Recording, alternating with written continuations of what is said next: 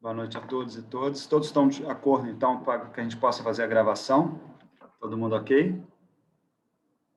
Ok. Obrigado, Cris, Mel, Thaís, tudo ok? Acho que daqui a pouco... Ok. Liga a câmera aí, gente, para a Beleza. gente ver vocês, né? Pô, Gente, eu tão tô bom aqui a gente. na Quero ver cozinha e depois você, eu... Mel. Tá cozinhando? Vou aí comer hoje nessa casa. Beleza. Então, Pedro, está contigo, então, a nossa abertura aí. Obrigado, Marcos, pela sua presença. Obrigado a todos pela presença. E vamos iniciar mais uma formação. Vamos que a gente Ai, está meu quente Deus, meu nesse... cabelo tá horrível. Horrível. Fala sério. Sim, rapaz. Eu sempre estou mais bonitinha, que hoje eu não tive nem tempo ainda. Desgrava isso depois. Bom, primeiro, mais uma vez, a nossa célebre para honra está aqui, mais uma vez na nossa formação. Né? Hoje o nosso convidado me emociona a presença do Marcos aqui, porque Marcos é uma referência, eu acho que para nós que atuamos no ambiental. O Marcos é professor da Exalc, é fundador da Rede Brasileira de Educação Ambiental, é fundador do Ecoar para a Cidadania, uma das organizações não governamentais mais fantásticas que tem aí nesse país, que tem não só no seu histórico o Marcos, mas o Nilo, a Miriam do Ali e a Raquel Trasber, a Larissa e várias pessoas incríveis que Moema, que fazem parte da história do movimento ambiental brasileiro, que estão... Marcos ajudou a construir diversos processos da educação ambiental e da política ambiental brasileira. Né? Então, eu acho que a presença do Marcos Sorrentino aqui hoje para falar para a gente sobre política ambiental e educação ambiental é muito bem-vindo e é uma fala, eu acho que é uma das que mais traduz a educação ambiental, né? Que a educação ambiental que a gente acredita, ela não é neutra, né? Ela tem responsabilidade, né? E não é responsabilidade socioambiental, é responsabilidade em transformar o mundo, em modificar o mundo que a gente vive, né? E o Marcos ele traz esse pensamento e ele, ou nós educadores ambientais comprometidos, revolucionários, que acreditamos na transformação da sociedade, ele é o responsável por essa formação. Eu tinha cabelo preto e barba muito preta, e mais do que cabelo preto, eu tinha cabelos grandes, né? E eu era gordo pra caramba. Hoje eu só sou gordinho, porque eu emagreci. Quem me conheceu, Marcos me conheceu, sabe que eu já tenho 180 quilos, e hoje eu sou um cara que pesa 110 quilos ao estômago, porque para mudar o mundo a gente tem que começar a mudar pela gente. Então, a mudança corporal não foi uma questão de ter corpo bonito, foi uma questão de reconhecer a segurança alimentar, a alimentação saudável, e eu acho que o Marcos ele tem muito dessa luta e dessa história. Então, Marcos, é uma honra para a gente ter você aqui hoje na formação. Hoje seria a penúltima aula do nosso curso, né? A próxima aula a gente vai falar sobre gestão participativa, né? Porque Petrópolis é um município inserido na Mata Atlântica, é um município onde tem a primeira área de proteção ambiental do Brasil, que é a APA Petrópolis, que é de 1980. Então, o município todo de Petrópolis é uma área de proteção ambiental. E, além disso, a gente tem a maior reserva biológica da Mata Atlântica em Petrópolis, né? Que é a Reserva Biológica do Tinguá. Então, para a gente, é muito importante. O PSOL é um partido muito novo, que aqui em Petrópolis a gente está começando a mudança da história também dentro do PSOL, transformando o PSOL num partido muito mais ecológico do que ele do que ele foi no começo da sua fundação. E essa setorial está tendo um papel estratégico do Estado, né? Com essa dinâmica criada de formação, de reuniões permanentes, né? E com quebras de paradigma. Então, para a gente é muito importante ter você aqui, é uma honra mesmo. E aí eu passo a palavra para você, vou desligar aqui meu microfone e vou abrir meu caderninho aqui, porque eu vou anotar as coisas, como sempre eu faço. Bom, obrigado, Pedrão, obrigado, Daniel, obrigado a todas e todos, né? Carla, Bruno, Mel, Thaís e Cris, por essa oportunidade do diálogo. Eu sugiro, como somos poucos, que a gente interaja. Eu vou fazer algumas afirmações, algumas reflexões, mas sintam-se à vontade para me interromper e trocarmos aí para eu ir direcionando, inclusive, a conversa para aquilo que for de maior interesse de vocês. Para mim é sempre uma alegria essa oportunidade de dialogar com militantes políticos, com pessoas que tomam nas mãos a construção da coisa pública. Existem vários caminhos para isso, e o partido político, os partidos políticos, é um dos caminhos, né? São um dos caminhos. Eu tive recentemente conversando com o pessoal do PV, tenho uma antiga militância no PT, dialogo muito com o pessoal do PT, e acredito que os partidos que têm gente inteligente, gente sintonizada com as questões planetárias, estão preocupados, estão se abrindo para a questão ecológica, para a questão ambiental e procurando trazer a questão ecológica de uma forma mais significativa. Alguns de forma oportunista e outros de forma sentida. E aí o oportunismo e o compromisso vai se depurando ao longo do processo. A gente sabe que os que entram nessa causa por mero oportunismo acabam não permanecendo, não passando no primeiro teste de efetivo governo. Quando chega no governo, as dificuldades são enormes para conciliar uma sociedade ainda majoritariamente consumista, degradadora, pautada por um ideário moderno, da modernidade, um ideário de bem-estar relacionado a bens materiais, e quando nós chegamos com as propostas ambientalistas, ecologistas, socialistas, dificilmente nós teremos céu de brigadeiro, mar tranquilo. Sempre há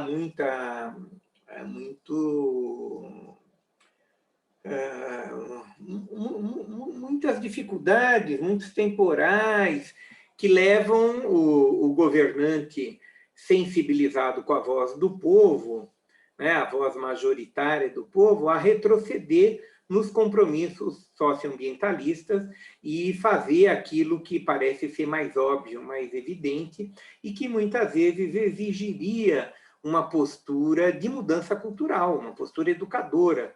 O governante, o líder, ele não está ali só para fazer e só para representar aquilo que é massificado, aquilo que se tornou uma verdade em função de muita sedução, de muita fazeção de cabeça, de muita inércia cultural. Então, compete a nós, enquanto partidos políticos, enquanto lideranças comunitárias, trazermos essa questão ecológica, ambientalista e a própria questão socialista no resgate do melhor do ideário socialista, de uma forma educadora, de uma forma de entrar na disputa cultural, na disputa de comportamento, de valores, de ideais da sociedade. Não é simplesmente sermos populistas e fazermos o que a sociedade quer, porque muitas vezes a sociedade quer McDonald's, Pizza Hut, shopping center, consumo desmesurado, ter 2 televisores, 2 carros, ter todo o kit civilização, como diz o Ailton Krenak, sem nenhuma criticidade em relação aos impactos desse kit e às desigualdades sociais, etc. Então, para mim, é uma grande alegria estar aqui conversando com vocês e podendo pensar junto com mais companheiros e companheiras a respeito dos caminhos que nós precisamos e podemos tomar para efetivar essas mudanças culturais. Eu vou fazer algumas considerações e quero desembocar essas considerações na questão das mudanças culturais. Eu tenho falado muito ultimamente sobre educação ambiental revolucionária. Eu tenho dito que ou nós fazemos processos educadores e ambientalistas comprometidos com a revolução, ou nós faremos aquele velho trocar 6 por meia dúzia, chover no molhado, enxugar gelo, né? Essas metáforas que talvez nos ajudem a compreender a necessidade de uma transformação muito profunda no nosso modo de ser e estar no planeta e de ter uma educação ambiental comprometida com essas transformações profundas. Como fazer isso? Lá, na segunda parte da nossa conversa, eu pretendo fazer algumas sugestões para vocês, para pensar em programa municipal de educação ambiental, em propostas políticas para as eleições dos próximos anos que nós estivermos envolvidos em Petrópolis, no Rio de Janeiro ou em outras partes desse país. Eu começaria dizendo isso: não há socialismo sem ecologia. Socialismo exige ecologia. E diria também, não há ecossocialismo sem educação ambiental. Ecossocialismo exige educação ambiental. E ainda complementaria, não há educação ambiental sem natureza. Educação ambiental exige natureza. Mas nós precisamos recuperar o conceito de natureza. Recuperar a compreensão de natureza. A natureza é um conceito que, nos anos 70, começou a ser enunciado e trabalhado como base para os partidos que foram emergindo com a bandeira verde, com a bandeira radical, das transformações radicais, principalmente no continente europeu, e depois foi marginalizado pela nossa esquerda e por muitos de nós do campo científico e intelectual como sendo uma simplificação do campo social, né? A questão social não se restringe à natureza. Esse cara aqui, não sei se vocês conseguem ver, Serge Moscovici, escreveu um livro chamado Natureza, nos anos 70, se não me engano. Mas em 2002, o Moscovici atualizou o livro, escrito em 70, trazendo a história do envolvimento dele com a questão da natureza, a marginalização que ele enfrentou com a enunciação desse conceito. Marginalização semelhante, eu sempre lembro do Roger Garaudy, que é um filósofo francês, que escreveu um livro chamado Apelo aos Vivos, Apelo a Quem Está Vivo. E esse livro me encantou. O Roger Garaudy, aí eu fui para a história desse cara, né, desse filósofo, e descobri que ele tinha sido secretário-geral do Partido Comunista Francês, e dentro do Partido Comunista Francês ele criou uma dissidência, porque ele disse que tinha que apoiar maio de 68, os estudantes, a Revolução Estudantil nas ruas, e o Partido Comunista reticente a isso, achando que era um movimento pequeno burguês, por mudanças culturais. E o Roger Garaudy foi tendo uma trajetória interessantíssima de convergência entre o comunismo e o cristianismo. Depois ele se tornou muçulmano e trouxe muitas reflexões sobre o islamismo. Então, é um filósofo transgressor que, já nos anos 70, compreendeu a importância da questão ecológica, da questão ambiental, assim como o Moscovici, que é um psicólogo, um psicossociólogo, e que fez reflexões mais aprofundadas sobre a importância da natureza. E ele termina esse livro dele aqui falando dessa atualização para o movimento ambientalista.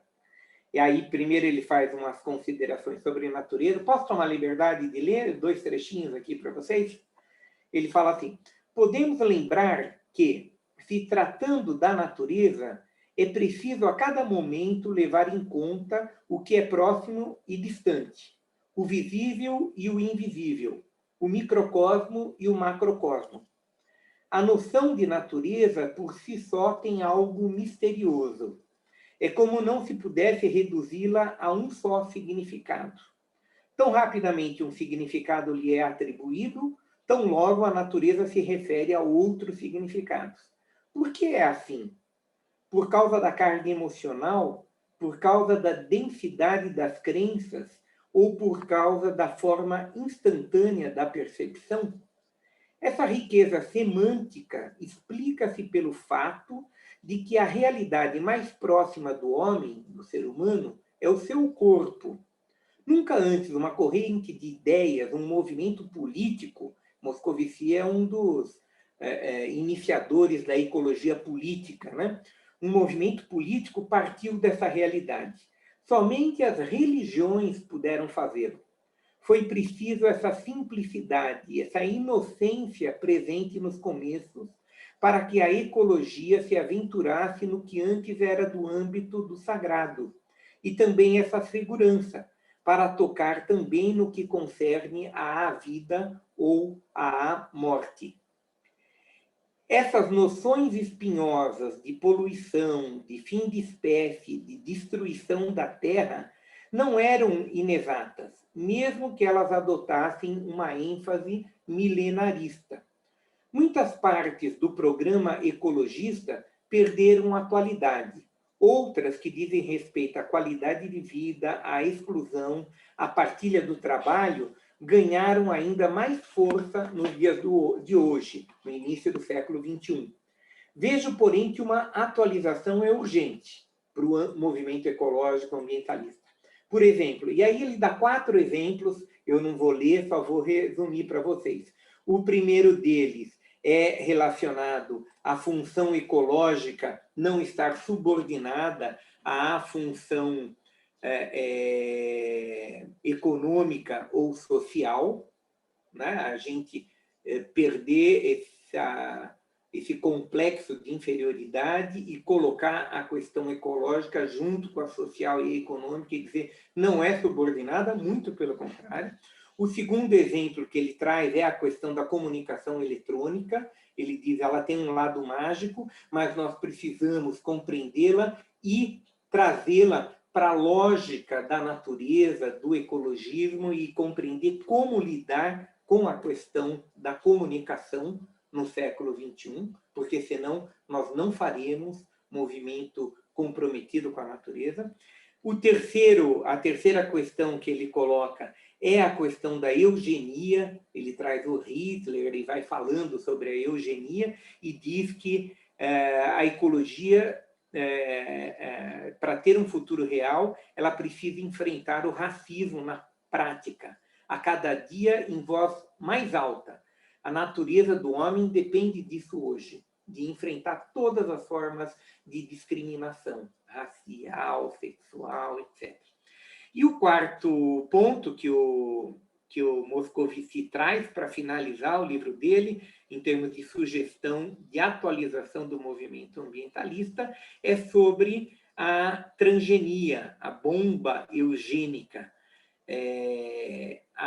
Ele diz: temos que nos contrapor a esse mercado de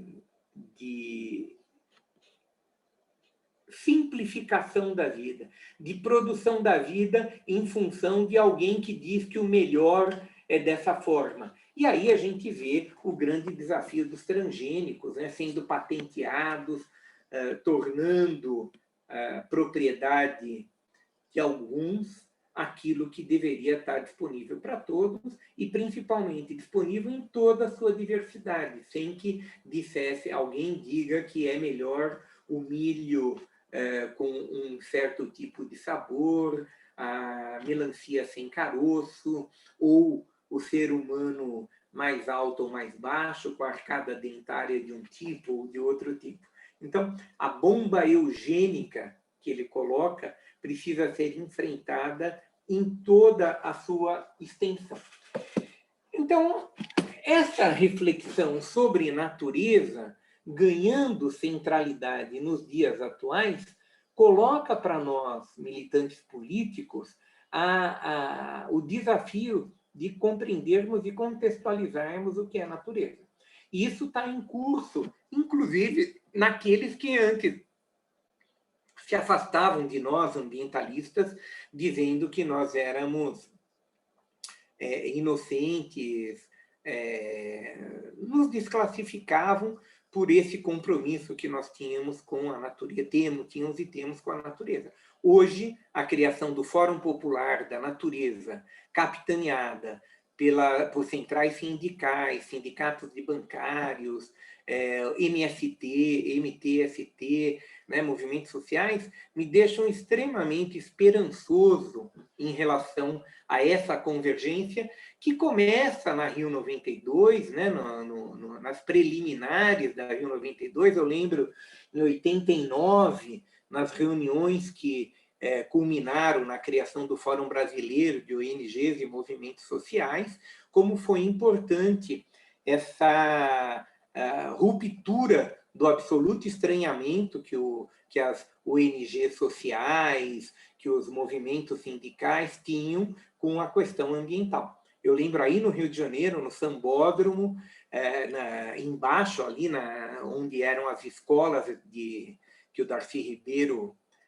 iniciou aí no Rio de Janeiro, nós fizemos uma assembleia do Fórum Brasileiro de ONGs e Movimentos Sociais e entrou em votação se a APDEMA do Rio de Janeiro deveria fazer parte da diretoria do Fórum Brasileiro de ONGs e Movimentos Sociais.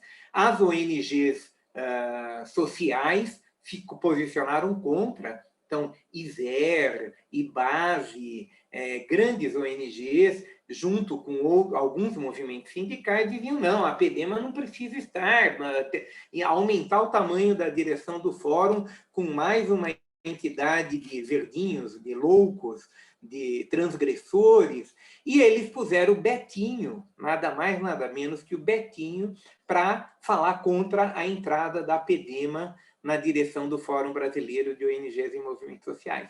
Isso eu acho que em 90, 91 no máximo. E aí ninguém queria falar pela entrada, né? Eu era da APDEMA de São Paulo. E aí os companheiros da APDEMA do Rio pediram que eu falasse a favor da APDEMA do Rio entrar. E foi muito legal a votação, ver o movimento negro do Rio de Janeiro, um representante do movimento negro do Rio de Janeiro, votando junto conosco pela presença das pequenas ONGs representadas pela APDEMA, por esse movimento de cidadania que representava a APDEMA em termos de aglutinação de malucos de todos os tipos, né? Desde protetores dos animais, protetores da pedra da gávea, né? Tinha toda a fauna ambientalista que a gente bem conhece, que é bem diversificada, se aglutinava em torno da APDEMA. E isso assustava aquelas pessoas que associavam isso a nós não termos ideologia, não termos compromissos políticos, etc. Compromissos políticos em termos do econômico e da forma de organização da sociedade. A nossa interessava proteger o mico-leão-dourado ou qualquer coisa do tipo. Então, ali na Rio 92, eu acredito que houve um momento de ruptura, de transição muito importante, que vem se materializando, e, para mim, o ponto culminante dessa trajetória, muitas vezes errática, é a criação do Fórum Popular da Natureza, unindo toda a diversidade de atores em torno do conceito de natureza, que eu estou aqui provocando-os e provocando-as a resgatar e trabalhar com ele com o máximo de profundidade, porque ele pode nos ajudar a pensarmos que tipo de educação ambiental nós queremos fazer. Então, feito essa contextualização, eu vou falar um pouco mais de educação ambiental, para ali na frente a gente falar sobre como é que essa educação ambiental pode dialogar com essa reconceitualização de natureza, ou por essa recuperação do conceito de natureza. Na própria Rio 92, nós criamos um GT de educação ambiental, ligado ao FBONS, dentro do FBONS, e fomos com esse GT até a Rio 92, no Aterro do Flamengo, tivemos uma tenda específica para a educação ambiental, esteve lá o Paulo Freire, Moedo Mavieser, muita gente do CEAAL, do Conselho de Educação de Adultos da América Latina, que é um povo absolutamente comprometido com educação popular, com uma trajetória, a princípio, distante do ambientalismo, mas que foi convergindo, e nós criamos dentro do CEAAL uma rede temática chamada de REPEC, Rede de Educação Popular e Ecologia. Então, nós vimos na Rio 92 o início de um processo de convergência que comprometeu a educação ambiental, que nós já vínhamos fazendo desde os anos 70 ou de antes, mas especialmente a partir dos anos 70, já fazendo essa convergência entre política. No Brasil não poderia deixar de ser, a gente vivia a ditadura militar, então fazer educação ambiental e ignorar a falta de liberdades democráticas, a repressão, etc., era impossível, né? Pelo menos para uma boa parcela daqueles e daquelas que faziam educação ambiental. Então, esse processo que vinha de forma pulverizada, né? Eu cheguei a fazer, no final dos anos 80, um mapeamento das iniciativas de educação ambiental no Brasil, e eu descobri um grupo de jovens em Pedro II, no Piauí, fazendo educação ambiental, ou movimento ecológico. Um grupo ligado à CPT, a Comissão Pastoral da Terra, e ao Sindicato de Trabalhadores Rurais de Conceição do Araguaia, fazendo movimento ecológico e educação ambiental. Então, havia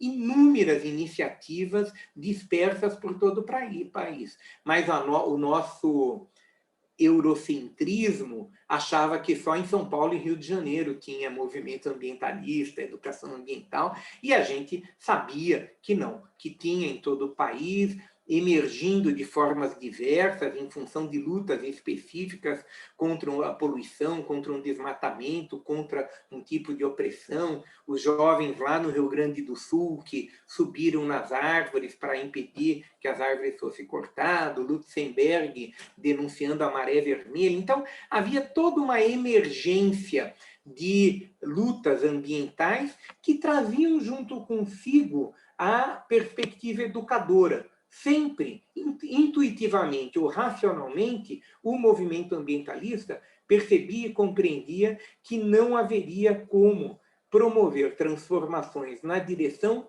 do ideário ambientalista se não houvesse processos educadores muito profundos e com ele comprometidos.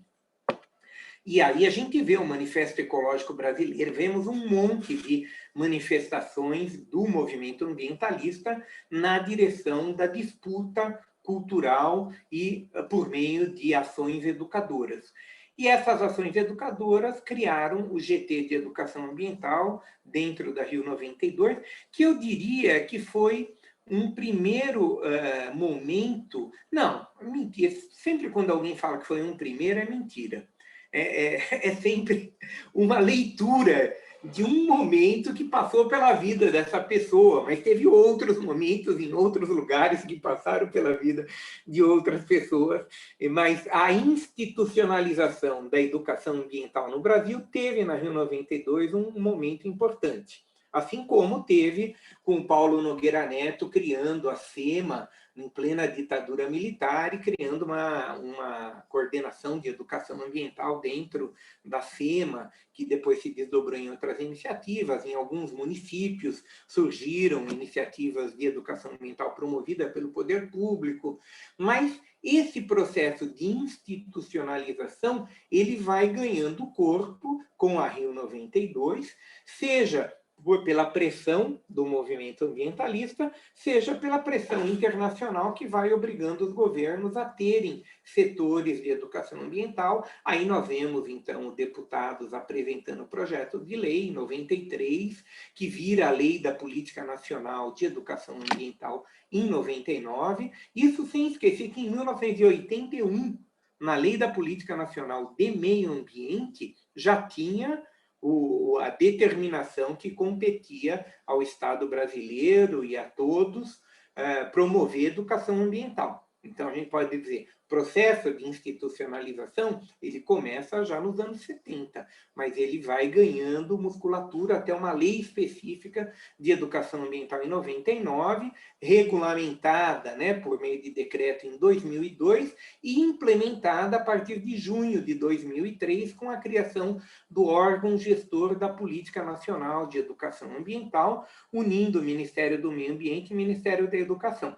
Esse ato de institucionalização em junho de 2003 é que nos permitiu começar a construir o Programa Nacional de Educação Ambiental junto com a Rede Brasileira de Educação Ambiental. Já não era um Programa Nacional de Educação Ambiental, que tinha um de 97, construído nos gabinetes do IBAMA e do Ministério do Meio Ambiente. Já era um programa nacional aprovado no Fórum Brasileiro de Educação Ambiental, em Goiânia, em 2003 ou 2004, acho que 2004, já com uma versão primeira elaborada em 2003. Aí, política feita, implementada por meio do órgão gestor e do seu comitê assessor. Programa Nacional de Educação Ambiental feito.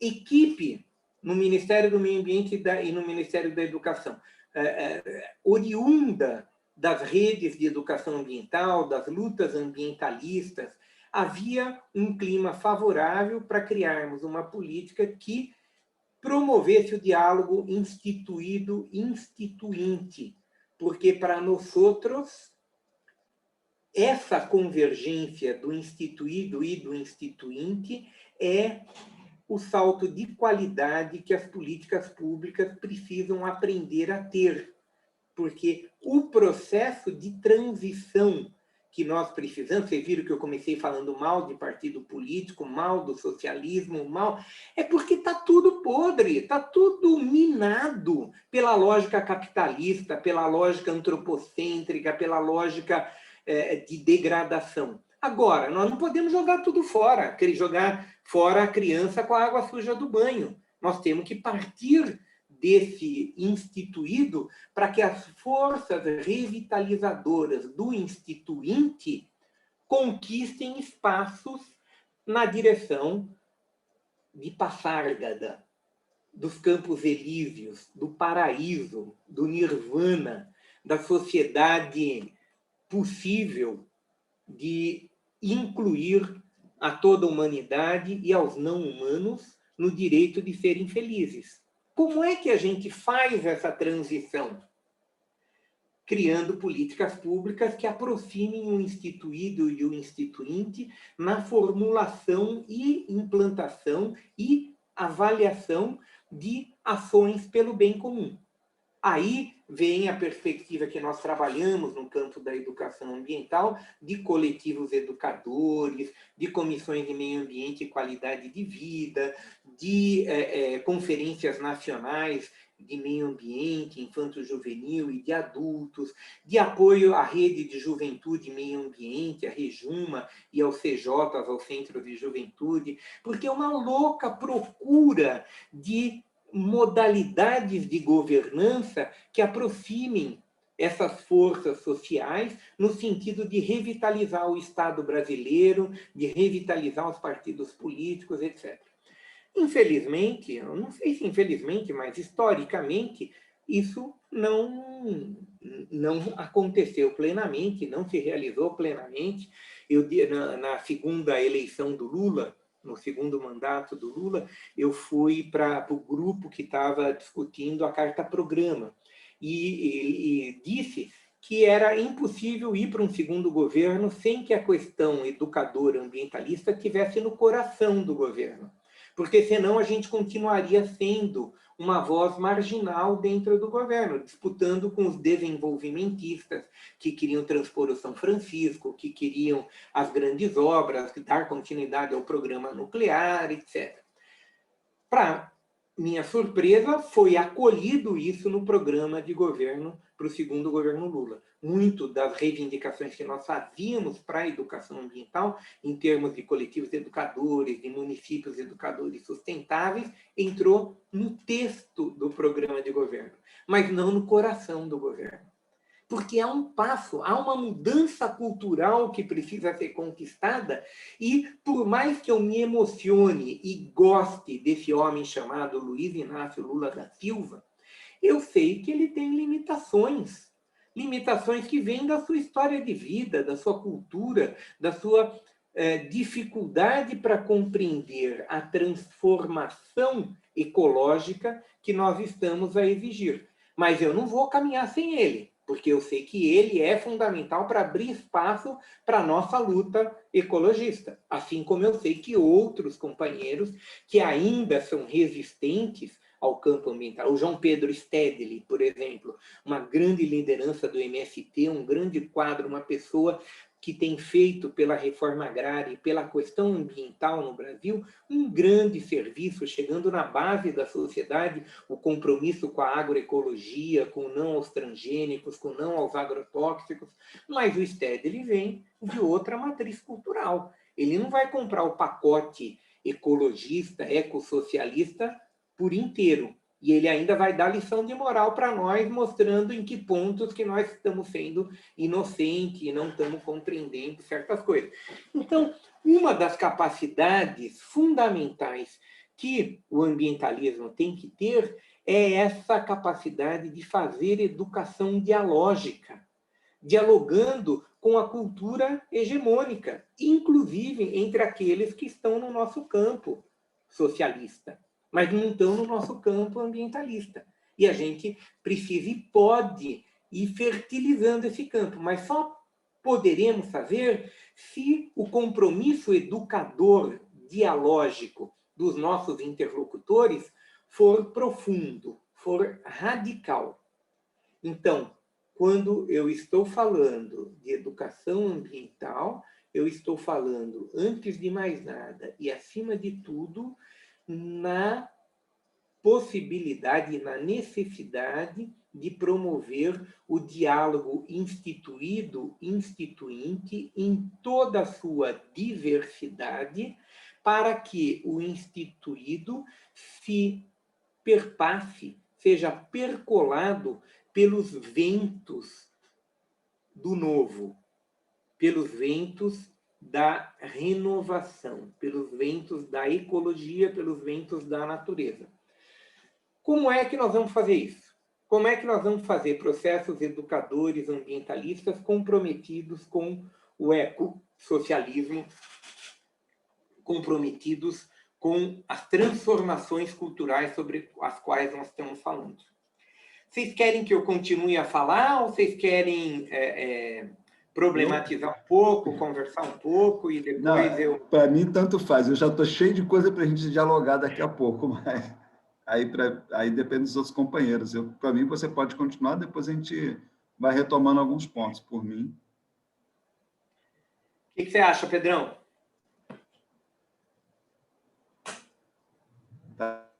Tá fechado o microfone, Pedro.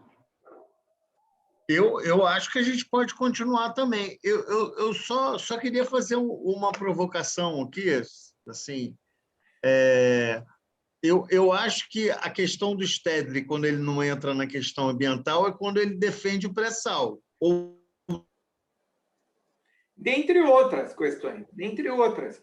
Que vai, por exemplo, o Stedley... Por exemplo, a gente tem uma certa dificuldade com os setores do PSOL, Marcos, que não incorpora a questão ecossocialista e tem uma recusa dentro do processo da direção e tal, porque são defensores do petróleo.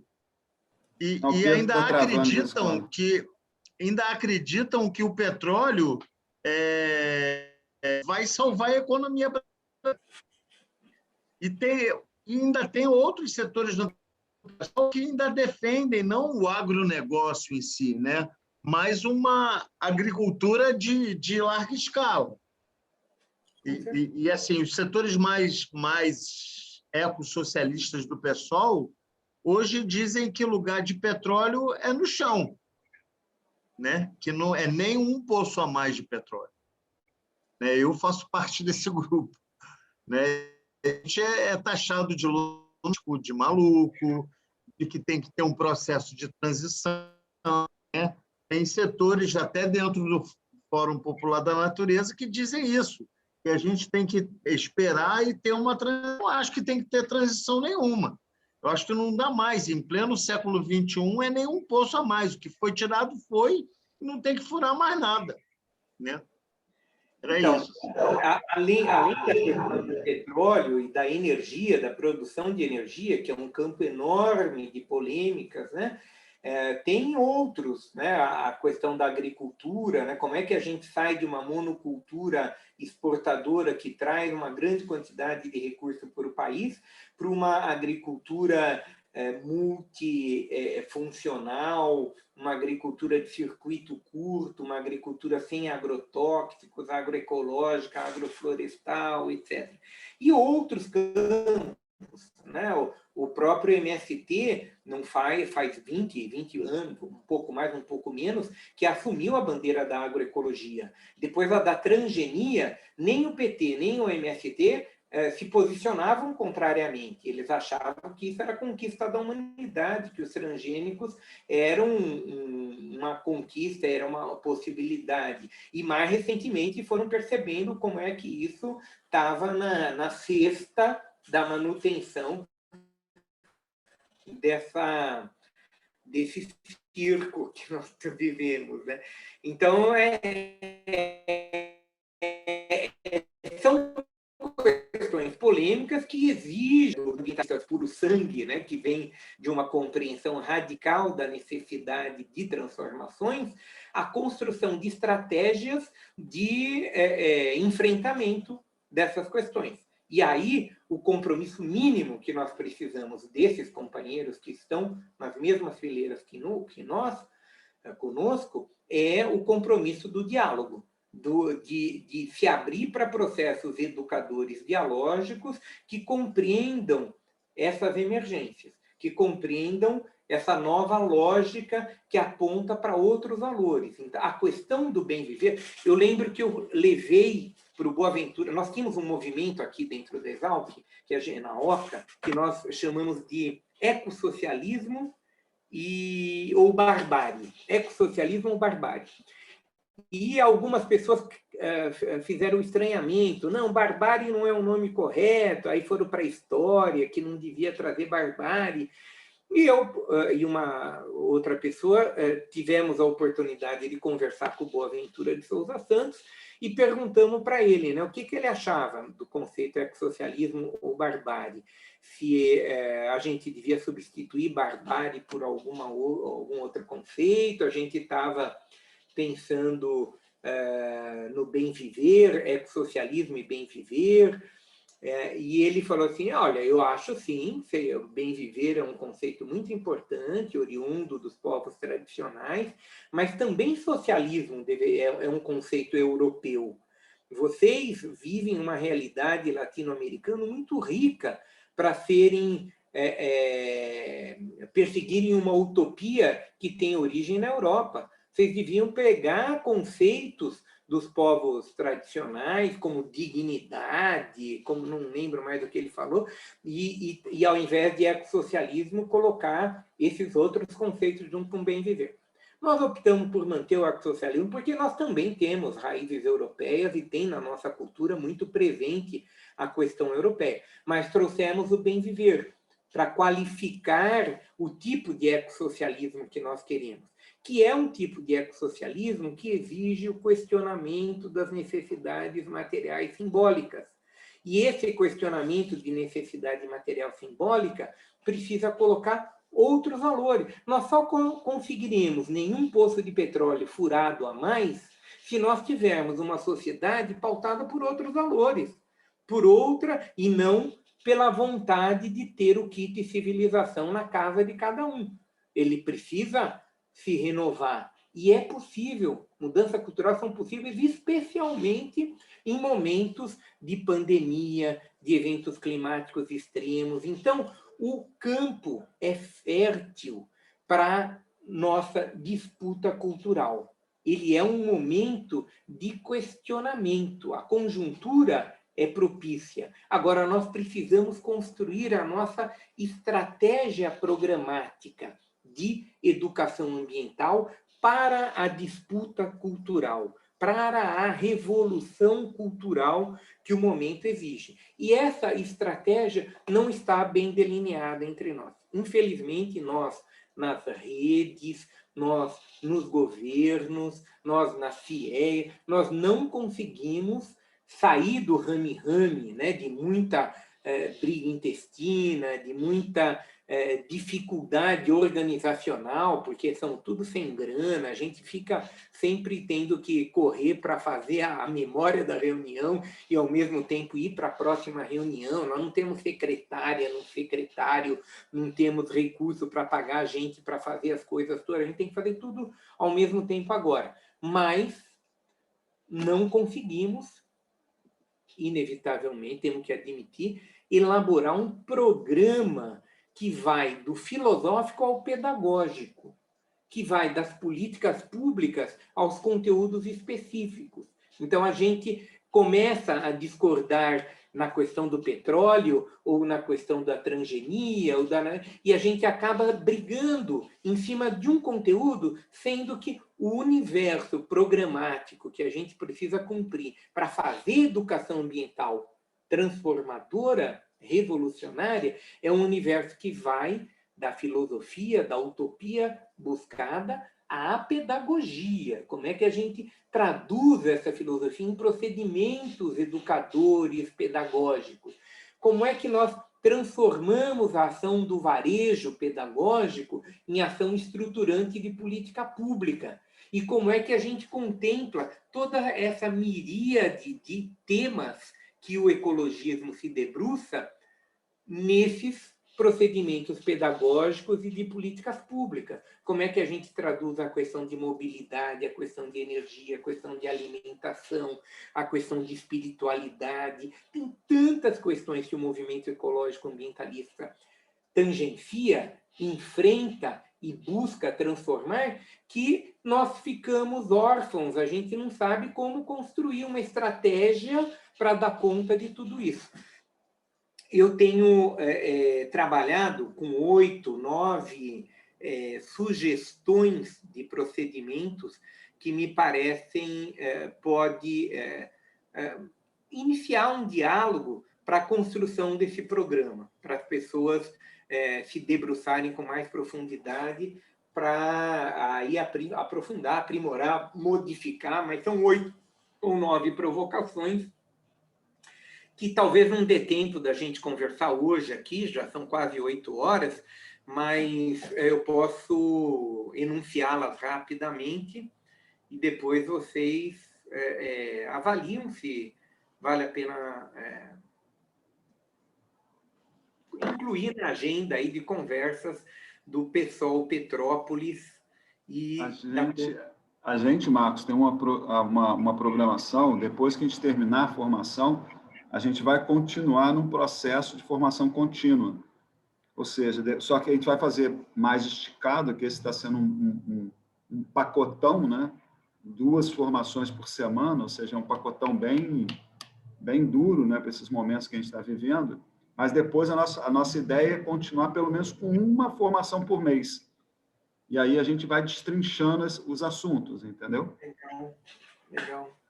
Aí vocês me convidam para uma próxima, mas só se for presencial, nada de virtual. Com certeza, Marcos. Olha, o que eu listei... Marcos, você já tomou a vacina? Ainda não, Pedro. Deve estar bem próximo. Aqui em Piracicaba estava em 67. Estou esperando chegar no 63. Então, aqui no Rio, tem uma coisa fantástica, que quem é biólogo pode tomar vacina de 59 a 45 anos. É mesmo? E aí eu tomei a vacina. Tchau, vida. Isso tem maracutaia aí. Não, tem nada, Marcos. Ó, biólogos, educadores físicos, fisioterapeutas, fonoaudiólogos, psicólogos, farmacêuticos. Bastava apresentar o CRBio. Aí, primeira vez na minha vida que eu senti que valeu alguma coisa a vida inteira. Há 30 anos que eu pago essa meleca desse CRBio, né? Eu vou fazer 31 anos de formado. E eu falei, caraca, para alguma coisa serviu, porque todo ano eu só ganho uma agenda, né? O CRBio aqui, o nosso CRBio 2, só manda uma agenda, a gente nem um plano de saúde tem. E isso só inferniza, né? Toda vez que eu estou trabalhando em algum lugar, a primeira coisa que vem está com a sua atualização para bio? Claro que estou, né? Porque eu não vou dar mole, né? Porque senão me caso. E aí serviu para alguma coisa aquela carteirinha, cara. Pô, eu fui vacinado, eu e a minha turma toda, nós todos vacinados já, entendeu? Então, eu estou de Coronavac aqui, ó. E ainda bem que foi com a Coronavac. E dia 6 eu tomo a outra dose, e depois do dia 26 de maio eu sou um cara que estou pronto para viajar, passear, fazer um monte de coisa, sair da toca. Beleza. O duro é que um monte de gente não vai estar, né? Eu sei, mas eu vou continuar andando de máscara, né? Mas só você estar mais sossegado, cara, já é uma tranquilidade, né? Bom, então eu vou falar rapidamente esses pontos e aí a gente vê se problematizamos algum deles, né? O primeiro ponto que eu tenho trabalhado nessa perspectiva é o da contemplação, da observação, do maravilhamento, né? É o do colocar-se dialogando com o outro, na perspectiva buberiana, né? Do Martin Buber, que fala sobre o diálogo eu-tu. Então, esse diálogo eu-tu que nos coloca por inteiro dialogando com o vento, com o mar, com as árvores, com os outros seres, com o nosso corpo, com nós mesmos, com a nossa interioridade. Me parece que é um aprendizado e a gente pode traduzir isso em procedimentos pedagógicos. Precisamos traduzir isso em procedimento pedagógico para que a escola da pré-escola à universidade, à pós-graduação, não seja somente um espaço de domesticação cognitiva, mas que seja uma escola de corpo inteiro, de corpo e alma. Então, esse é um passo que me parece importante a gente trazer para os processos educadores ambientalistas.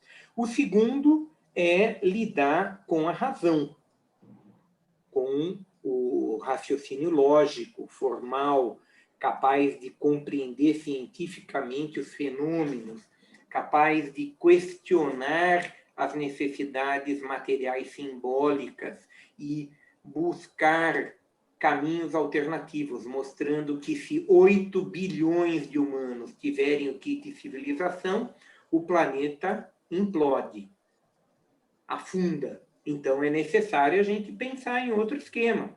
Não vamos mais furar poço de petróleo? Como é que a gente garante o processo de transição para todos? né? Não é quem pegou, pegou, quem não pegou, não pega mais.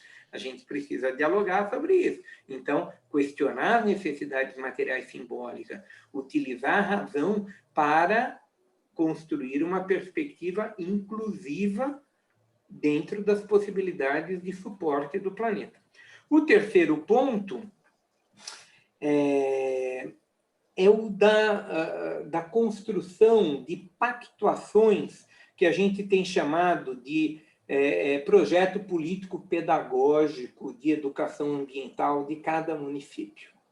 Essa pactuação de um projeto político-pedagógico passa, antes de mais nada, pela compreensão, pelo prefeito, pelo partido político, pelos vereadores, de que educação no município não é responsabilidade da Secretaria Municipal de Educação com a rede municipal de ensino. Quem que educa todos os munícipes? Quem coordena os processos educadores do conjunto da municipalidade, do conjunto da cidadania daquele município? Se não é o secretário de Educação, quem é? É o Conselho Municipal de Educação? As cidades, os municípios que têm Conselho Municipal de Educação, ele se limita a aprovar ou reprovar a conta do secretário municipal de Educação. Dificilmente ele estabelece uma estratégia pedagógica para a rede municipal de ensino, quiçá para toda a municipalidade. E não há como educar a rede municipal de ensino sem educar toda a rede estadual, a rede privada, sem educar os adultos, sem educar toda a cidadania. Então, nós precisamos de projetos políticos pedagógicos que falem de uma educação permanente, continuada, articulada e com a totalidade dos munícipes. Uma educação que tenha no seu DNA a questão ambiental. Podemos chamá-la de educação ambiental ou não, mas será uma educação ambiental, uma educação transformadora, né, e tudo mais. Então, terceiro ponto. Quarto ponto, a questão que está ligada a essa, mas que é a questão do aprendizado da pactuação. A Hannah Arendt tem um texto muito bonito sobre a condição humana, chama A Condição Humana. E nesse livro ela traz muitas reflexões sobre política. O que é política? O que é fazer política? E ela vai para os gregos, para os romanos, traz um monte de informação sobre como é que era a política, a questão do comum, o diálogo sobre o comum. E uma das coisas que ela coloca, um dos raciocínios que ela vai construindo, é o raciocínio que fazer política exige o aprendizado da pactuação. Né? A solução dos nossos problemas não vai se dar pelas armas, pela violência, pelo mais forte. Ela vai se dar pela nossa capacidade de dialogar e chegar num acordo comum. Né? Então, aprender a pactuar é fundamental para fazer política. E nós não temos aprendido a pactuar. A gente tem aprendido a seguir regra. E muitas vezes nós, ambientalistas, evocamos a lei, evocamos a regra para conseguir uma conquista numa determinada luta. Raramente nós temos oportunidade de pegar todas as partes e falar, bom, para você seria melhor furar poço de petróleo, para mim seria melhor não furar nenhum poço. Como é que a gente pactua? Como é que a gente tem uma problemática ambiental que está batendo na porta e vai estourar? Então, não dá para pactuar não furar poço de petróleo? Tá bom, não vamos pactuar na questão de furar poço de petróleo, mas vamos pactuar em termos de melhor utilização do petróleo que já é extraído, para que a gente possa fazer a transição. O que pode não usar mais petróleo? Carro já dá para ser tudo elétrico, vamos fazer de imediato carro elétrico, não vamos mais... Não, vamos começar pelos ônibus. Né? Então, pactuar é um aprendizado fundamental e tem que acontecer desde dentro de casa. Pactuar significa aprender a dialogar. Os pais não dialogam com os filhos, os pais mandam os filhos. Os pais não dialogam, os adultos não dialogam com os não adultos, ou não dialogam com os animais, ou não dialogam com as plantas. Eles decidem e baixa o tacão. É isso que vai ser. Como é que a gente reaprende o diálogo? Desde criança, e com um adulto já viciado, que está acostumado a mandar ou a obedecer. Então, pactuar. Só que a Hannah Arendt coloca que tem um segundo aprendizado que é fundamental para fazer política. E nesse também a educação ambiental pode e deve contribuir. Além de pactuar, nós precisamos aprender a perdoar. Vê, quando eu falei isso numa palestra que eu fiz para a Unicamp, para os estudantes da Unicamp, o Luiz Marques, que esteve com vocês, né, estava no grupo de professores que organizavam a disciplina. No final, o Luiz Marques falou: Marcos, o que mais me surpreendeu na tua palestra foi você trazer a questão do perdoar. Você acha que eu vou perdoar os bolsonaristas, né, e todos esses que estão levando o país para o buraco? Você acha que o Pedrão vai perdoar quem quer furar poço de petróleo? Não dá. Nós temos que... aí não é perdoar, né? A Hannah Arendt trabalha o conceito de perdoar não numa perspectiva cristã, até porque ela não é cristã, mas ela recupera a questão do perdão, inclusive a partir de Jesus, mas com a perspectiva política do perdão. Só é possível fazer política quando a gente consegue trabalhar os próprios erros, os erros individuais ou coletivos, porque senão a gente vai sair na porrada. Nós temos que aprender, e perdoar não significa dar outra cara, tomou um tapa numa face e dar outra face. Não, perdoar significa falar: cara, você foi sacana, você está errado, você não vai comer mais doce hoje, mas você continua meu interlocutor. Nós temos que construir junto esse processo de transição. Não dá para a gente descartar 30% de bolsonarista de imediato. Não vamos pôr no paredão esses 30%. Nós temos que saber, aprender a fazer política. E política significa pactuar e perdoar. Então, essa é a quarta sugestão que eu trago, e depois vocês vão discutir aí até onde que vai a capacidade de ensinar e de aprender o perdoar e o pactuar. O quinto ponto que eu tenho trabalhado é o das condições objetivas. Não é possível fazermos educação ambiental sem garantirmos conquistas mínimas para toda a humanidade. E tem 3 tríades de conquistas mínimas que nós temos conversado aqui em Piracicaba como sendo básicas para a gente poder fazer as outras coisas. Se todo mundo não tiver acesso a terra, teto e trabalho, como diz o Francisco, o Papa, terra, teto e trabalho é um direito mínimo e alienável para toda a cidadania, para todo ser humano.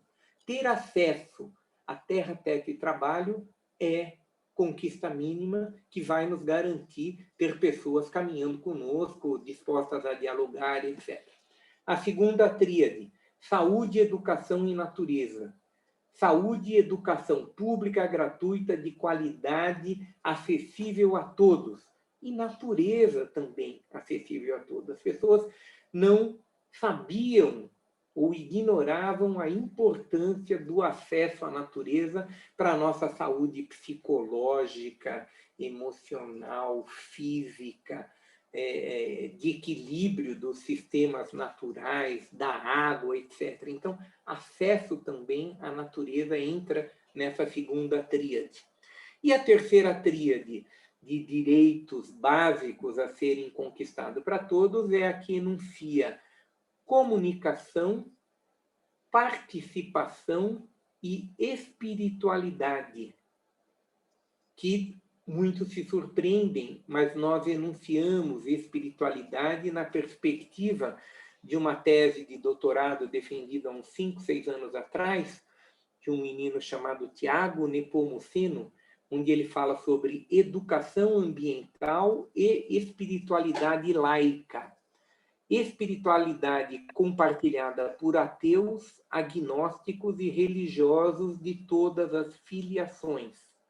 Esse acesso a uma dimensão que transcende o material, que transcende o bem-estar físico cotidiano, e aí quem é religioso vai dar nomes a isso, quem é ateu vai dar outros nomes, mas, de qualquer forma, é algo que precisa ser relembrado, especialmente para a esquerda.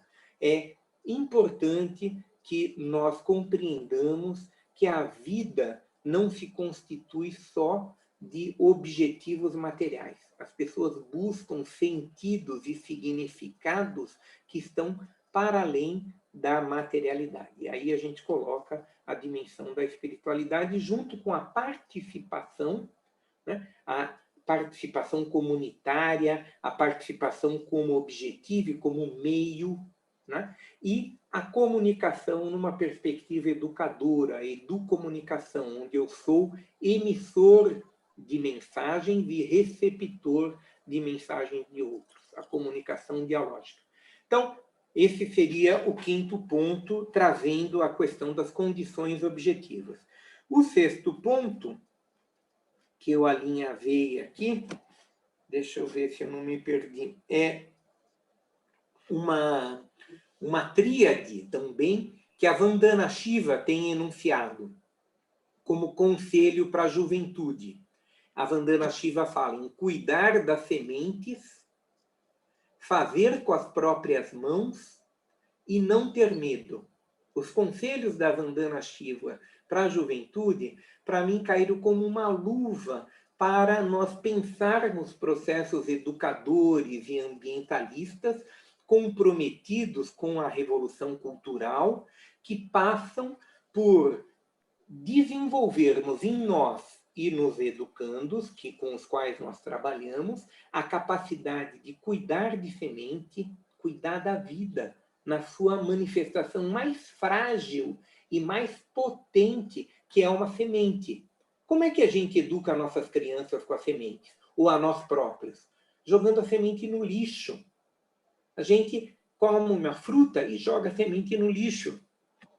Independente se aquela semente é viável ou não, a compreensão de semente como lixo vai se desenvolvendo dentro de nós. Nós precisamos inverter o sinal disso. A semente é a maior preciosidade que nós temos em mãos. E a gente precisa cuidar delas como se cuida de uma vida nova que chega no planeta. Então, cuidar da semente, fazer com as próprias mãos, sairmos do mercado, deixarmos de ser reféns do mercado para tudo. A gente é refém do mercado para fazer amor. Tem que ir no motel, porque não está... o puritanismo da sociedade muitas vezes impede que a gente faça amor nos espaços que nos estão disponíveis. A gente tem que ir escondido no motel. Os jovens são educados para isso. A gente é refém do mercado para água, para beber água. Minha mãe, quando eu era criança, dizia: Marcos, água não se vende, é pecado. Se alguém pede água, dá. Eu queria montar uma banquinha para vender água para as pessoas na rua. Ela, não, água é pecado vender. Né? Hoje é a coisa mais comum as pessoas passarem para comprar uma garrafa d'água, etc. Né? Então, como é que a gente deixa de ser refém do mercado para tudo? Para o nosso próprio alimento, é possível nós cultivar. Então, circuitos curtos, a agroecologia, a agricultura multifuncional, a agricultura familiar, tudo isso vai na direção oposta da mercantilização de tudo, que nos leva a não fazer nada com as próprias mãos. Aliás, a fazer somente a digitação no computador ou no celular. Fora isso, né? O Michel Serres tem um livro chamado Polegarzinha, onde ele fala sobre esse jovem do século XXI que tem um mundo na ponta dos polegares. E ele não quer outra coisa. Ele quer acessar tudo ali pelo polegar.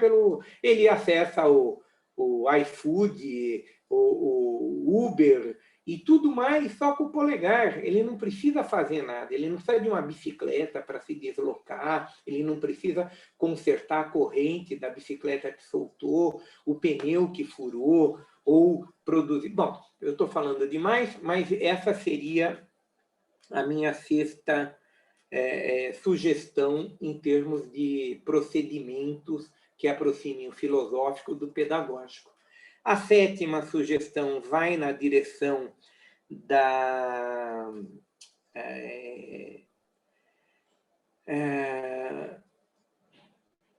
uma nova, o mote, o movimento Ecologistas em Ação, movimento espanhol de Madrid, que se espalhou por toda a Espanha, chamado Ecologistas em Ação, eles têm levantado a bandeira por uma nova cultura da terra, com T maiúsculo, né?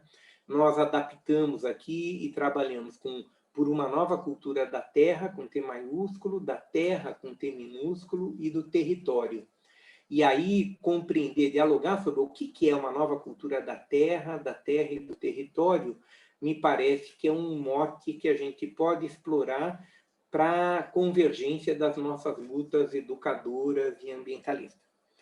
O oitavo, que eu aprendi esses dias com a Isabel Carvalho, ela fez uma palestra muito interessante e trouxe a questão do cogumelo do fim do mundo.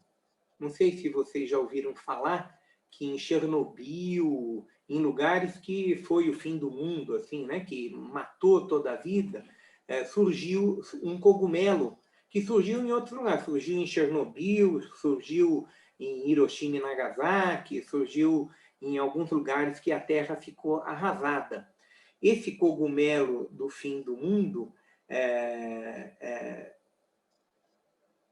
nos provoca a ouvi-lo. Ele está nos dizendo alguma coisa a respeito do que aconteceu com aquele território.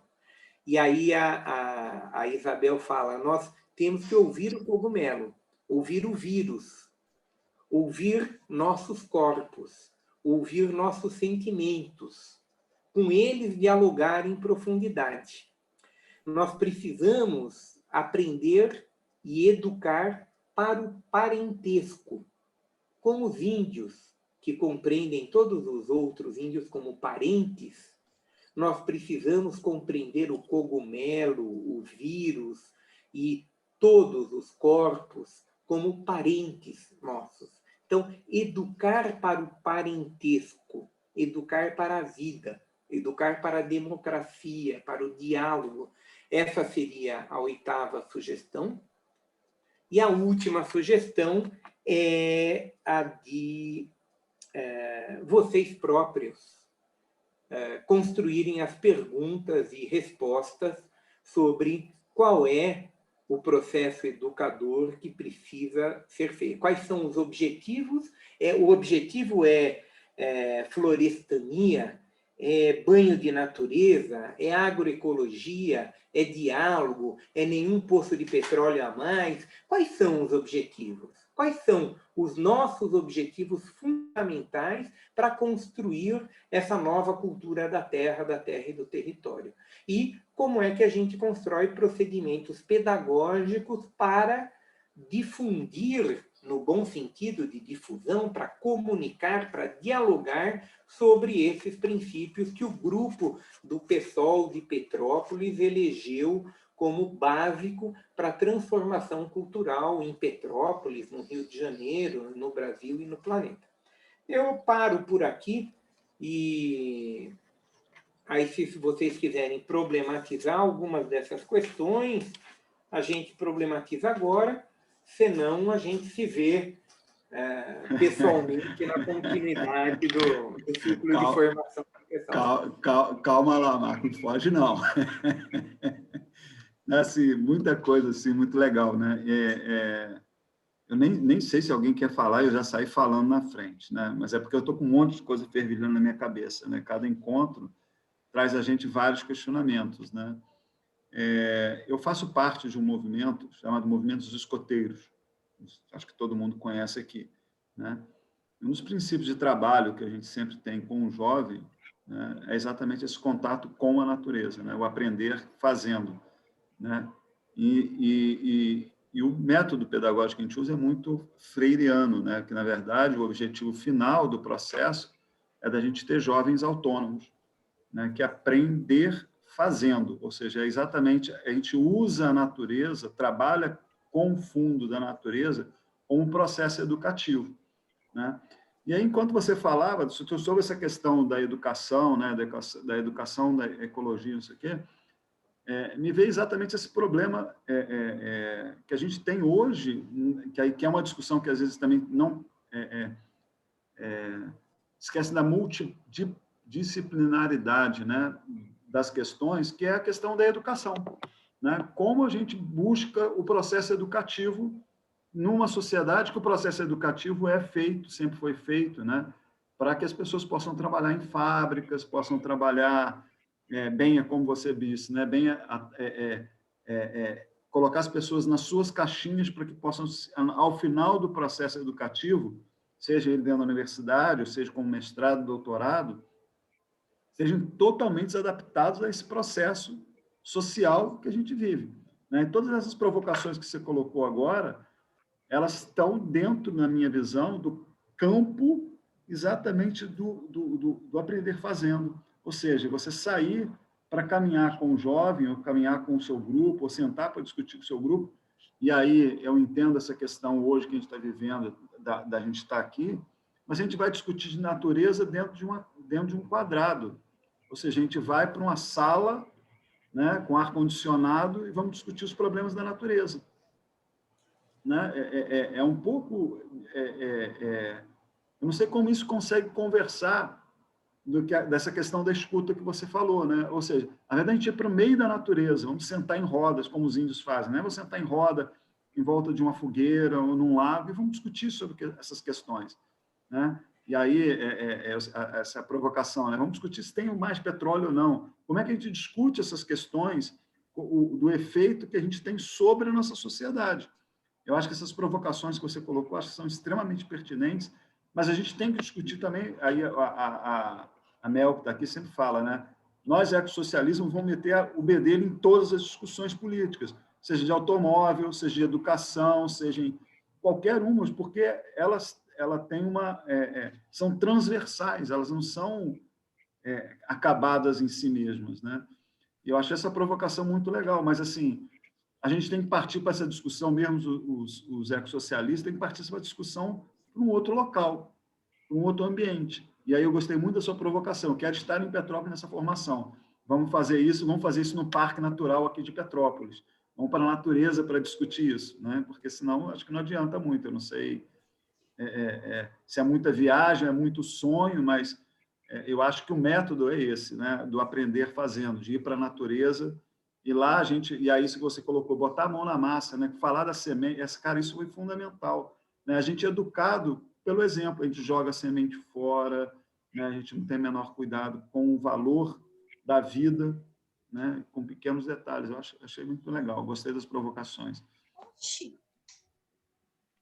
Muito boas. Eu só quero dizer que eu planto, só isso. Planta petróleo não, né, Pedro? Não, eu planto árvore. Ó, eu sou um cara muito privilegiado, porque eu já plantei muita árvore, muita, e vou continuar plantando. Muita em Petrópolis, inclusive. Eu já escrevi um livro, mais de um, né? Já escrevi um livro e já escrevi capítulo de livro. E eu tenho uma filha. Eu já cumpri essa meta aí, que é escrever um livro, plantar árvore, mas eu quero continuar plantando muita árvore. Se tem uma coisa que eu gosto de fazer é plantar árvore e plantar comida, né? Eu acho que isso é outra coisa. Uma das coisas mais importantes que a gente incentivar hoje é as pessoas aprender a plantar comida. Eu acho que plantar comida é a salvação da gente, assim. É isso.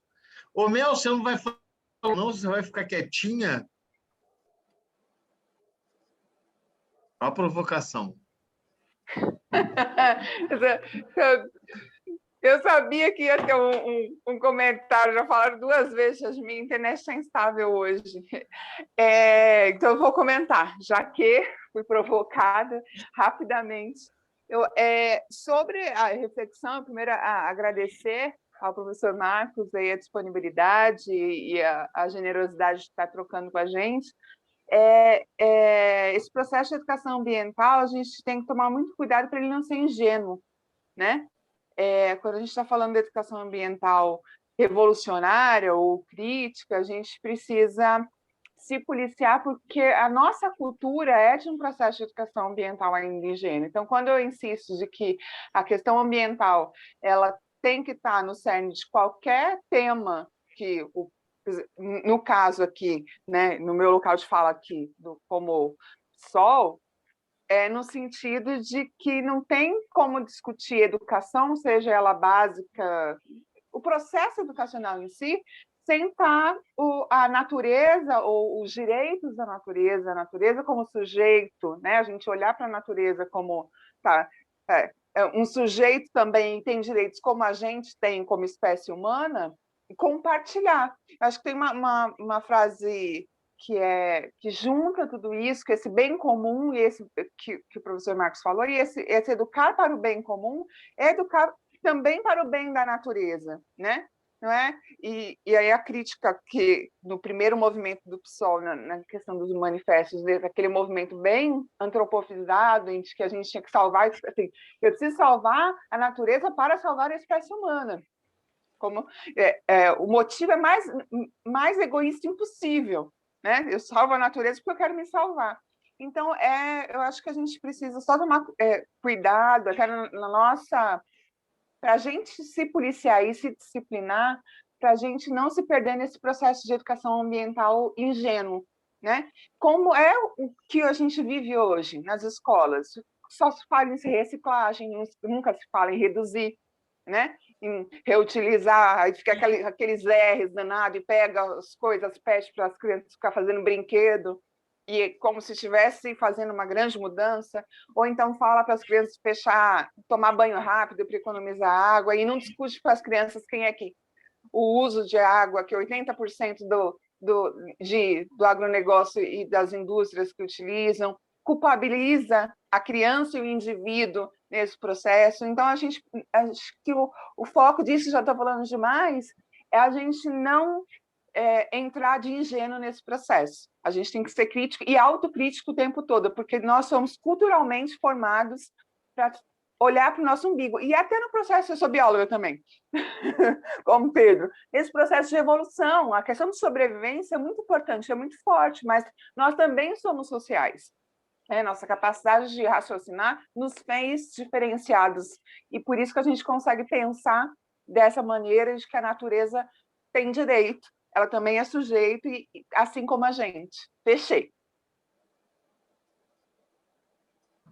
Vai, Carla.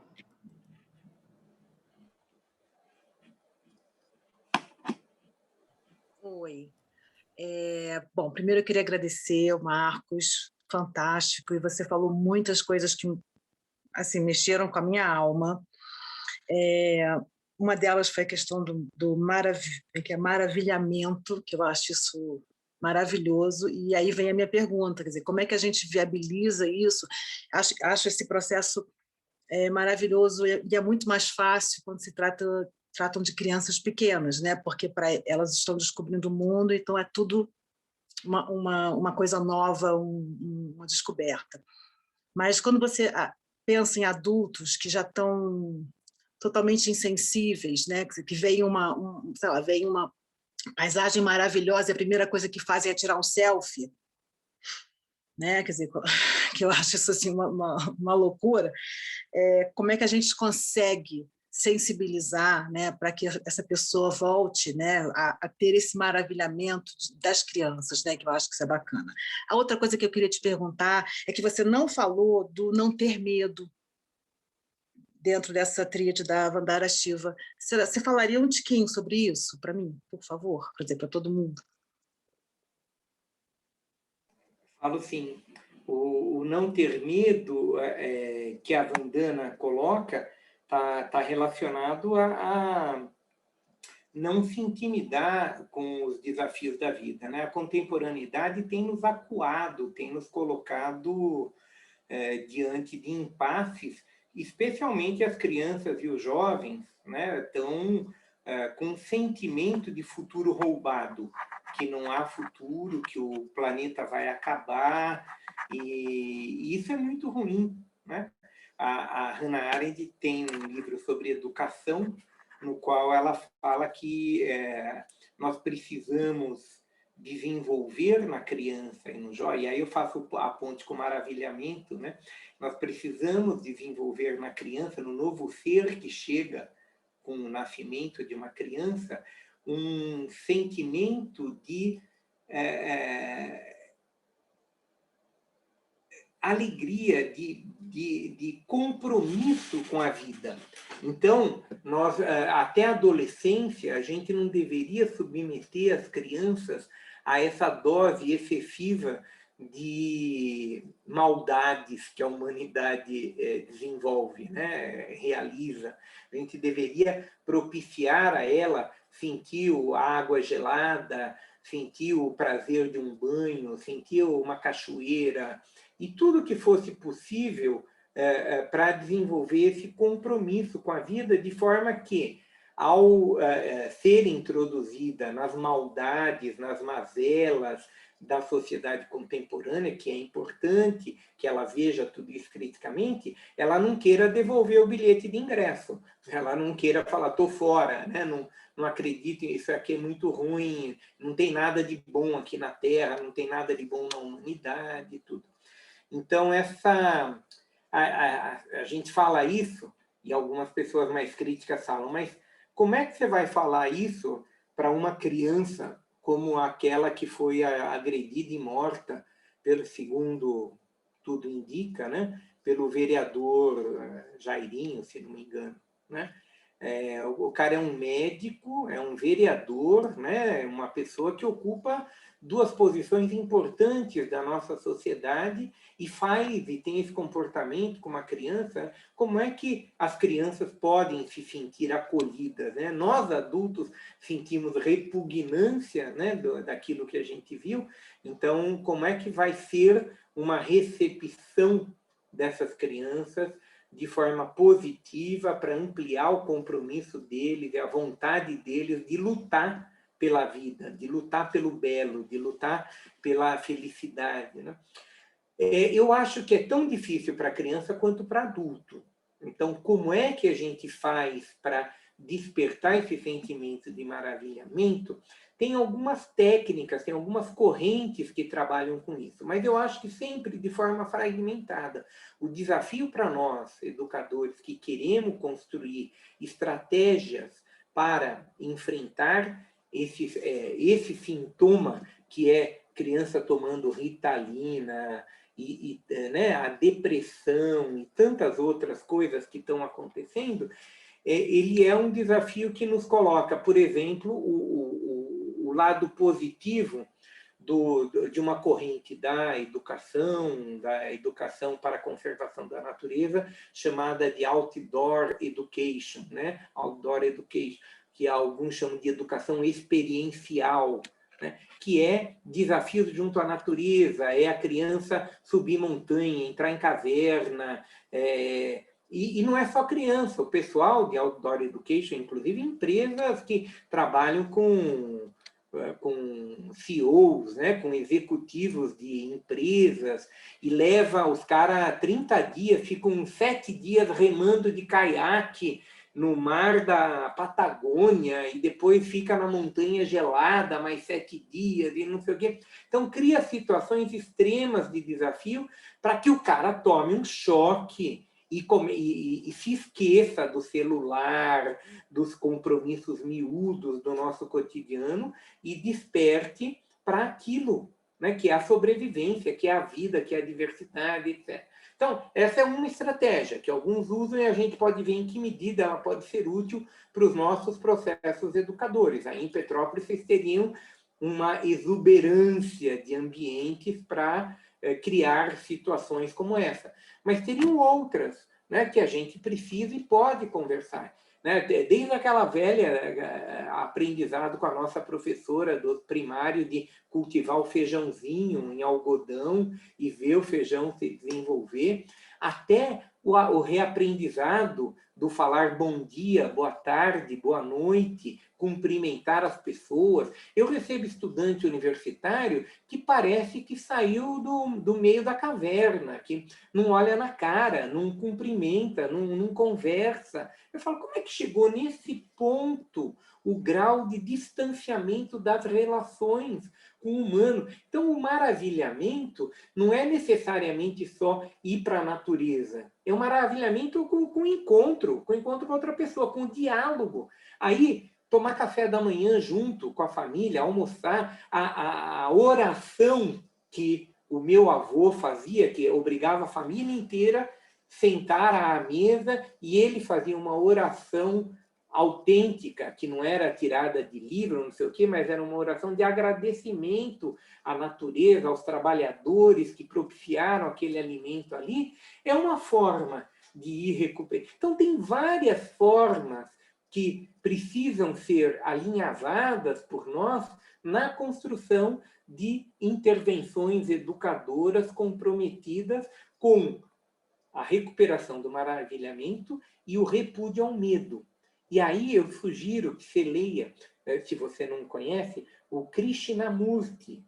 Krishnamurti, né, é uma figura. Ele fazia palestras, transcreviam as palestras deles, e uma das palestras de educação que foi transcrita é sobre o medo. A primeira palestra do livro sobre educação que foi publicado, acho que é pela Cultrix, não sei qual editora, é sobre o medo. Ele passa, acho que umas 6, 8 páginas que tem essa palestra, falando de como que o medo estraga as crianças. Como é que o medo leva à mentira. Que coisa mais perniciosa, e hoje nós estamos vendo o impacto de uma sociedade que fala mentira e que acredita em mentira.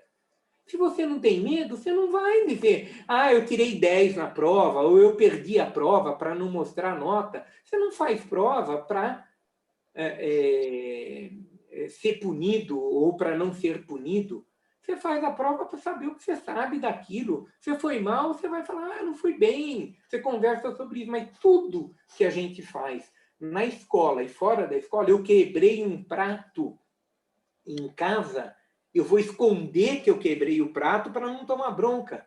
Porque, na primeira vez, alguém me deu bronca por ter quebrado o prato. Pois é, Marcos, mas a escola continua sendo o lugar do certo e errado, né?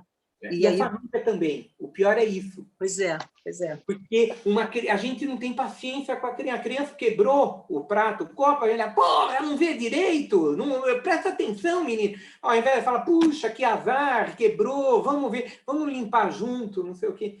Então, o processo dialógico que possibilita as pessoas não terem medo e serem inteiras, verdadeiras, ele é o processo que, no meu ponto de vista, ajuda a enfrentar o medo e desenvolver o encantamento com a vida. Você vê na relação com os bichos. Quando a gente conversa com um bicho ou com uma planta, tem pesquisa científica mostrando como que as plantas reagem ao comportamento do humano que se dirige a ela, podando, cortando, destruindo ou conversando, acolhendo, chegando terra no pé dela, tudo, né? Então, tudo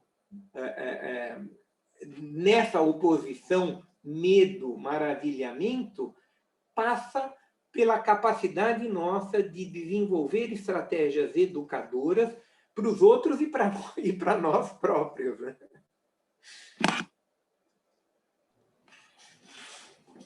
Muito bem, eu estou muito contemplado, não sei se os companheiros... Quer dizer, contemplado não, tem muita coisa para a gente falar, né? Mas, respeitando também o pedido do meu amigo Marcos também, né? Que falou que hoje o dia foi puxado, né, Marcos? Já teve... A batalha foi longa, né? Eu estou contemplado. Ô, Pedro, você está com o microfone fechado. Eu vi que eu estava. Eu também, eu tô aqui... a cabeça, o Tico e o Teco hoje já não está funcionando mais. Assim. porque de cedo, gente. Assim, essa coisa de ficar em Zoom o dia inteiro, Zoom, Google Meet, Jitsi, isso é importante, assim. Eu estou num estágio assim que eu tenho vontade no final do dia de quebrar o computador. Assim, essa é a sensação que eu tenho mais forte, assim. Oba, vou quebrar porque aí amanhã eu não faço reunião nenhuma. Aí eu lembro, caraca, eu tenho que trabalhar, não dá para quebrar o computador. Eu acho que o futuro vai ser a gente com os olhos desse tamanho, assim, de tanto ficar na frente da tela, entendeu? O novo ser humano, com aqueles olhão assim, só de ficar em frente da tela olhando. Não, a gente está no nível... Para vocês terem noção, eu comi uma comida que eu tinha ontem, que sobrou na geladeira, porque eu não consegui descongelar. E agora eu vou comer ovo, porque eu não descongelei nada, então não tem nada para comer, entendeu? E eu estou num cansaço tal que eu não vou fazer comida nenhuma. Vou fritar um ovo, vai ser ótimo. Vai ser um ovo com um copo d'água, porque não vou fazer suco, não estou afim de fazer. E tem um outro detalhe, não tem nada na geladeira, porque eu não consigo ir na rua comprar nada. Pedro, para, senão a gente vai chorar daqui a pouco, Pedro. Não, você chegou a pizza e manda para mim. Gente, vamos abrir a câmera só para a gente tirar uma foto aí para a gente encerrar a nossa noite. Queria agradecer muito, aí, enquanto as pessoas estão abrindo aí, agradecer muito ao Marcos Sorrentino. Muito obrigado. Marcos, maravilhoso, viu? Muito obrigado sempre. Mas, assim, falta só a Maria. Maria, abre aí para a gente tirar uma foto aí de todo mundo. Vamos lá. Foi eu que Obrigada, agradeço. Marcos. Foi muito bom. E, Marcos, nós vamos... eu acredito que sim, eu torço muito para a gente poder, até o final do ano, já estar conseguindo fazer coisas mais presenciais, ainda mais a gente que tem o campo aí, que tem em Petrópolis, da gente uma roda de conversa com você, e a gente chacoalhar num fim de semana em Petrópolis, entendeu? Eu acho que você conhece Petrópolis. Petrópolis das três famosas da Serra, né? Porque aqui a gente tem o trio serrano, né? Friburgo, Teresópolis e Petrópolis. Petrópolis é o mais charmoso de todos, sem dúvida nenhuma. Não, eu conheço os três, convivo com os três, mas Petrópolis tem um charme, assim, e não é cidade imperial, não, que isso é o maior problema de Petrópolis.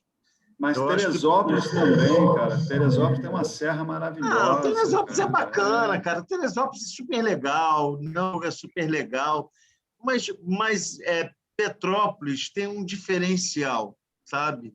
É uma gastronomia diferenciada, é a presença do Daniel. Eu acho que tem a questão de ter a UCP, né, de anos ser a Universidade de Petrópolis, ter esse diferencial, ser uma cidade universitária, né? Teresópolis hoje que tem uma universidade, Friburgo agora também que tem, mas a UCP já existe há mais de 50 anos. Então, eu acho que essa tradição, essa coisa de... E tem um outro detalhe, Marcos, eu não sei se você sabe, mas o maior produtor de alimentos orgânicos do estado do Rio de Janeiro é Petrópolis.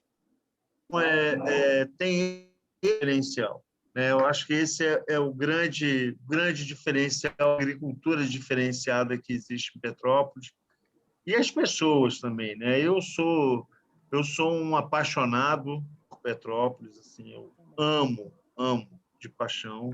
Eu não nasci em Petrópolis, mas passei diversas férias, já morei em Petrópolis, então e estou doido para ir para aí, sim, passar um fim de semana, descansar, mas a casa está alugada no Airbnb para poder ganhar dinheiro aí então não tenho ido porque está precisando ganhar dinheiro com o Airbnb, mas assim que não precisar mais ganhar dinheiro aí com essa história, eu vou estar aí de novo lá no Vale das Videiras, e que é um dos lugares mais charmosos que existe aí nessa região.